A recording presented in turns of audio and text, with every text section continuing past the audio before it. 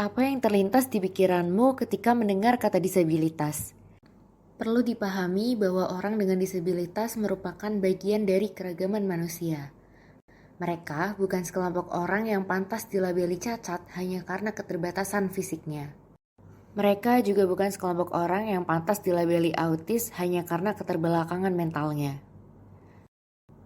Mereka adalah sekelompok orang yang perlu mendapatkan fasilitas yang aksesibel, baik secara audio, visual, maupun taktual. Mereka adalah sekelompok orang yang perlu didengar hak-haknya. Namun, coba perhatikan penyandang disabilitas di sekitarmu. Apakah mereka telah mendapat kesempatan yang sama? Sesungguhnya, hambatan mereka yang disabilitas bukanlah karena fisik mereka yang terbatas, tetapi tidak aksesibelnya lingkungan atau fasilitas. Teman-teman disabilitas tak berbeda. Mereka perlu untuk mengembangkan potensinya. Tentu saja pengembangan potensi ini tidak semata-mata pada bidang akademik.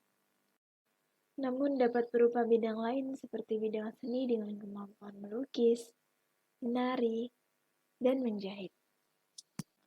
Selain seni, bidang olahraga juga mampu melahirkan atlet-atlet disabilitas yang selanjutnya disebut para atlet. Tak jarang pula, mereka mampu menoreh prestasi, bahkan hingga kancah internasional. Dengan kata lain, kita perlu memberikan fasilitas dan kesempatan yang sama untuk teman-teman disabilitas, agar mereka dapat memaksimalkan potensinya. Sebagai orang-orang yang berada di sekitarnya, kita juga perlu menciptakan lingkungan yang aman dan nyaman. Perlu dipahami bahwa sebenarnya yang teman-teman disabilitas butuhkan adalah interaksi sosial. Tetapi terkadang kita ataupun teman-teman disabilitas merasa canggung apabila saling berinteraksi. Lalu gimana sih cara kita untuk membangun interaksi yang baik dengan teman-teman disabilitas?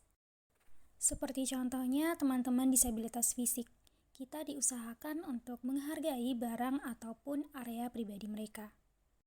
Seperti tidak meletakkan barang kita pada kursi roda atau memindahkan dan juga memisahkan alat bantu tanpa persetujuan mereka. Ketika kita berbicara pun, usahakan posisi mata kita sejajar dengan mata mereka. Apabila kita bingung untuk memulai interaksi dengan teman-teman disabilitas, maka kita bisa memulainya dengan tersenyum ramah dan tidak memberikan ujaran-ujaran negatif.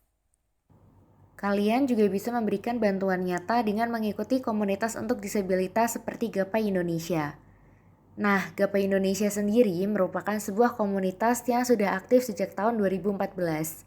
Berdirinya komunitas Gapai Indonesia bertujuan untuk menghilangkan stigma negatif dan diskriminasi terhadap teman-teman disabilitas. Di Gapai Indonesia terdapat berbagai kegiatan yang diadakan untuk teman-teman disabilitas, seperti memberikan pendampingan belajar pada teman-teman disabilitas, serta kegiatan positif lainnya yang diadakan oleh teman-teman Gapai Indonesia. Nah, sebenarnya banyak hal yang bisa kita kontribusikan untuk teman-teman disabilitas. Jadi, kenapa kita tidak mendedikasikan diri untuk mereka?